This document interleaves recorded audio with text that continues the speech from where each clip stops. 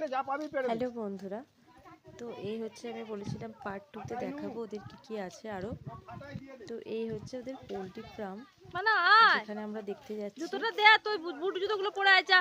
এই সোমা মাসিকে বল জুতোগুলো পরিয়ে দিতে, বল মা বললো আমার জুতোগুলো দে, আমাকে জুতোগুলো দে, আমার জুতোগুলো দিয়ে যা। দেখুন আমাদেরকে দেবে বলে আমের গাছেও মানে উঠেছে আম পাড়তে।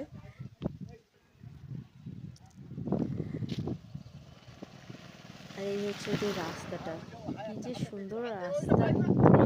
পাশে একটা ছোট্ট নদীর মতো আছে, ক্যানেল বলে ওটাকে, হয়তো নদী নয় ক্যানেল। তো তার পাশে রাস্তা, এই যে আম পাড়া হয়ে গেছে। এগুলো বিরাট বড় হয়, এগুলো এখন আটি হয়নি, কিচ্ছু হয়নি। ও এগুলো আম্রপালি আম, আষাঢ় মাসে পাকে না, আকারে প্রচুর বড় বড় হয় এবং খুব স্বাদু। শেষ পাকে। আমাদেরও গাছ ছিল আম্রপালি আম, বিরাট বড় বড় হয়, এক একটা 400-500 করে। যাই হোক, এই হচ্ছে পোল্ট্রি হাতে ফার্মটা। আঠা লাগবে, হাতে আঠা লাগবে। দাঁড়াও নিচ্ছি। কি সুন্দর এই চ্যানেলটা। পোল্ট্রি ফার্মটাও আয়তনে বেশ বড় ছিল। মুরগিগুলো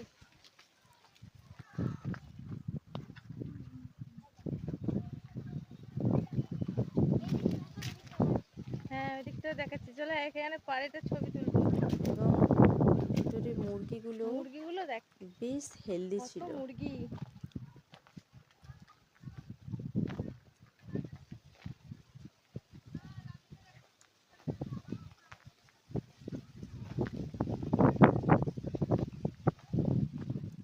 এটা একটা ফুলের গাছ।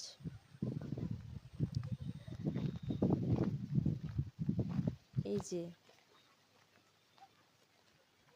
মাঠের মাছ দিয়ে চলে যাচ্ছে, এটা জুতোগুলো ক্যানেল পরিয়ে ফুল। দিয়েছে। খুব সুন্দর একটা পরিবেশ, বলে বোঝানো দেখ যাবে মানে না, হাঁস, এতটাই ভালো লাগছিল মানে দেখ আমার। আবার হাঁস, মানে দেখ হাঁস, হাঁসটা দেখে কুকুরে কামড়ে দেবে, চলে। খুব পরিষ্কার হাঁসটা দেখবি, পরিচ্ছন্ন এবং হাঁসটা সবুজ চাদরে এখানে মোড়া দাঁড়া। একটা প্রাকৃতিক পরিবেশ। কুকুরের কাছে যাবি না। এই একটা ভিডিও ছেলে, এরা দুজনে খুব এনজয় করছিল। তারপর আবার হাঁস, ওরা সচরাচর হাঁস দেখেনি, তো হাঁস দেখতে পেয়ে ওদের খুব মজা।